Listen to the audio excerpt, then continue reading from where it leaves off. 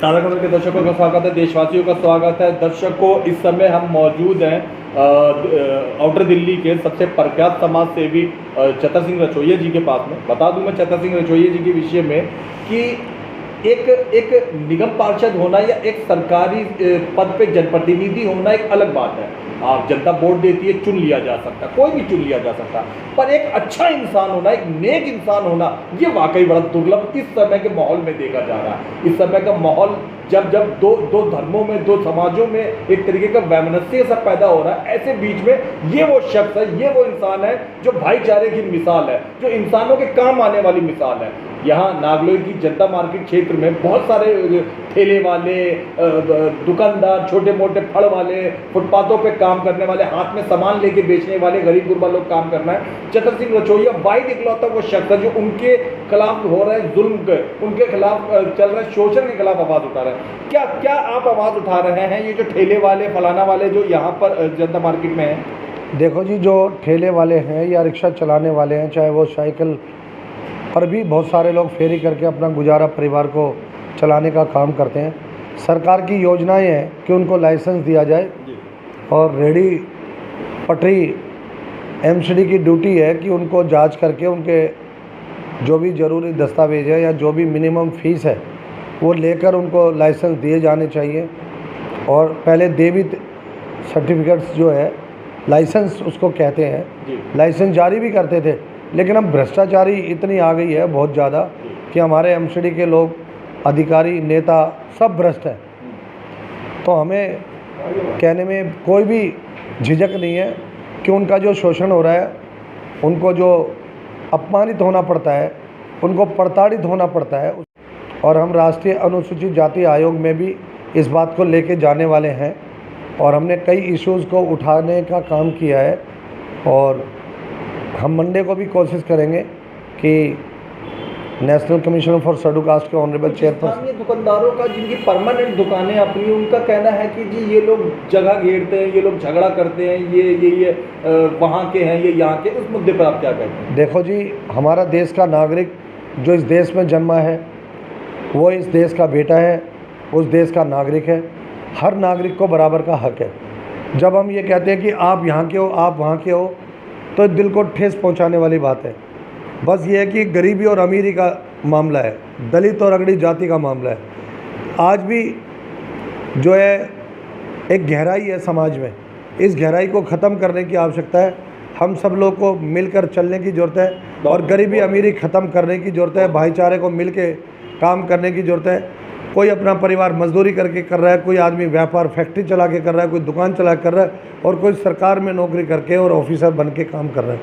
हम सब लोग को अपनी अपनी ड्यूटी अपनी ईमानदारी से करनी चाहिए और सम्मान जो है लोगों को देना चाहिए। गरीब को जो ज़्यादा मेहनत करता है, मेरे अनुसार तो जो ज़्यादा मेहनत करेगा उसकी पगार जो सैलरी है वो ज़्यादा होनी चाहिए, और जो बातें करते हैं उनको कम पैसे मिलने चाहिए।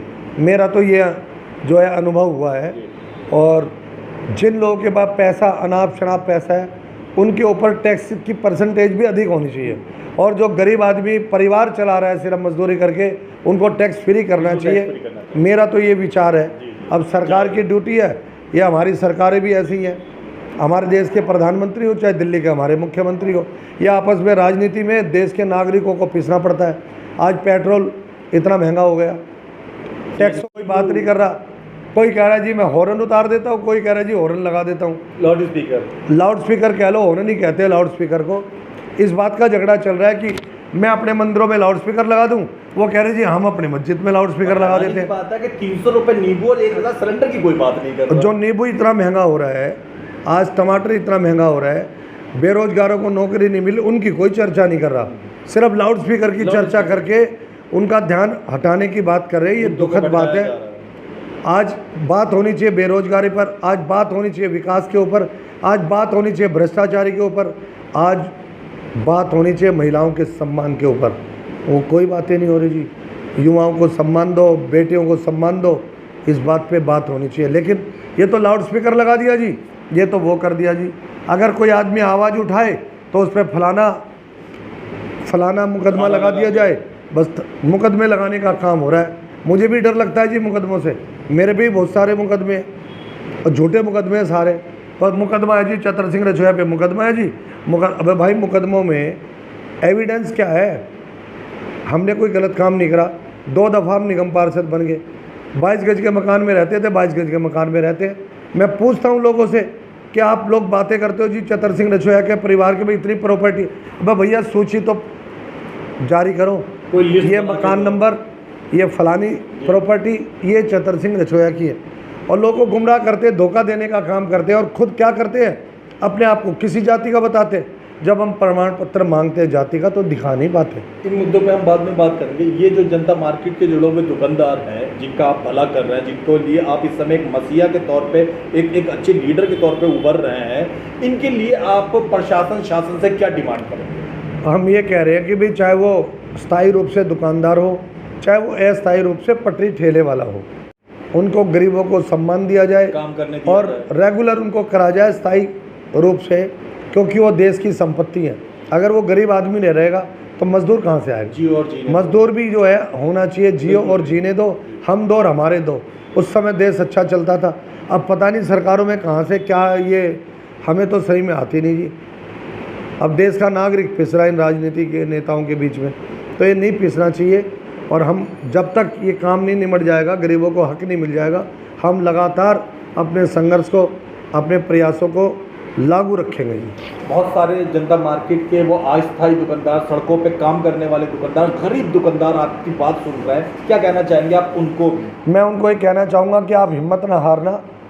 आज गर्मी इतनी हो रही है, आप मजदूरी कर रहे हो, हम आपका सम्मान कार्यक्रम करेंगे कि आपने इतनी मजदूरी में भी, गरीब आदमी ग्राहक भी आता है वहाँ, ग्राहक गरीब भी आता है, मजदूर भी आता है। तो बड़ी दुकानों से, दुकानदारों से ग्राहक नहीं ले पाता गरीब, तो उन लोगों से कम दाम का सस्ती चीज़ें उनको मिल जाती है, उसके अंदर बार्गेनिंग भी हो जाती है, उसमें कोई स्टिकर रेट लिस्ट तो होती नहीं है, तो गरीब लोगों का गुजारा चलता है। उनको तो गरीबों का सम्मान बढ़ाना चाहिए। 1000 रुपये का जब अपने बच्चों के लिए लोग कपड़ा नहीं ले पाते हैं तो वो 150 रुपये में प्रोवाइड करवाते हैं उसी बच्चे का। हाँ, तो मैं कह रहा हूँ ना, गरीब आदमी का परिवार चल रहा है तो उनको तो सम्मानित करना चाहिए सरकार को कि वो गरीबों के लिए काम कर रहे हैं। और इतनी आज 45 टेम्परेचर की धूप में, गर्मी में, और इतनी लू चल रही है, एक आम आदमी जो है, ये बड़े लोग जितने भी देश के मंत्री हैं, मैं कह रहा हूँ 4 घंटे वहाँ खड़े हो जाओ मजदूरों के साथ, मैं 400 घंटे लगातार खड़ा रहूँगा। अगर वो 4 घंटे, देश में सबसे ज़्यादा लूट खसोट वो करते हैं, सबसे ज़्यादा तनख्वाह वो लेते हैं, और मजदूरी कितनी करते हैं, और जो सबसे ज़्यादा मेहनत करता है उसको सबसे कम दाम मिलता है। ये गलत बात है, ये अन्याय है। झेलना पड़ता, शोषण ही नहीं, का, एमसीडी का, हर डिपार्टमेंट का उन्हें शोषण ही नहीं होता, उनको अपमान, बिना नोटिस के उनको डंडा लेके भगाया जाता है। ये दुखद बात है। लेकिन हमारा संकल्प है, हम उनके लिए लड़ेंगे, उनके साथ रहेंगे, चाहे हमारे डंडे मारो, चाहे हमारे पे मुकदमे लग जाओ कितने भी, हम इस बात से चिंता नहीं करेंगे जी। मुकदमे लगते हैं जो समाज की लड़ाई लड़ेगा, बेईमान लोग मुकदमे लगाते हैं, ये तो झेलना पड़ेगा जब आप समाज के लिए लड़ोगे। तो ये कोई बड़ी बात नहीं, मुकदमे सब खत्म हो जाते हैं जब आप ईमानदारी से गरीबों के लिए काम करते हो। मतलब जब भी कोई इंसान सच्चाई के लिए लड़ता है, नाइंसाफ़ी के खिलाफ लड़ता है, जुल्म के खिलाफ लड़ता है, तो थोड़ी परेशानी उसे उठानी पड़ती है। अब देखो ना, निर्दलीय कोई सांसद बन पाता है? आज आप नवनीत राणा की बात सुनो। हाँ, मुंबई एक गरीब महिला जी, पूजा करने के लिए एक पत्र लिखा था, वो तो वहाँ पहुँची भी नहीं। क्या एक महिला को, देश की दलित महिला को पूजा करने का हक नहीं है? आपको परमिशन नहीं मिली, वो महिला तो आई भी नहीं, और उसके ऊपर देशद्रोह का मुकदमा लगा दिया। अरे भाई, पहले जांच तो कर लो कि वो पैसा कहाँ से आया था, वो लोन का पैसा था, उधार का पैसा था। मेरा ये कहना है, जब तक जांच कंप्लीट ना हो जाए तो किसी को अपराधी घोषित करना गलत है। बिल्कुल बिल्कुल। और हमारे देश की पुलिस का, हमारे देश का काम है कि वो अपराधी घोषित, हमारे देश की आईपीसी, इंडियन पेनल कोड जो है, वो सबके लिए एक ही समान होना चाहिए। ये नहीं दलित की बेटी है, दलित का बेटा है तो उसके लिए कुछ और अगड़ी जाति के लोग या मंत्री परिवार के लोग, सरकार के लोग हैं, उनके लिए कानून जो है अलग। ये गलत बात है। सबके लिए ये कानून बाबा साहब अम्बेडकर ने जो बनाया था, वो सबको सम्मान दिया है। जब आपके वोट की कीमत बराबर है तो फिर उसको सम्मान भी बराबर मिलना चाहिए और सज़ा भी मिले तो गरीब के बेटे को भी उतनी सज़ा मिले और बड़े के बेटे अगली जाति के बेटे को भी सज़ा उतनी मिले। मैं तो इस बात के लिए प्रयास करता रहूँगा। धन्यवाद। आपने ताज़ा खबर चैनल को समय दिए इसके लिए नमस्कार।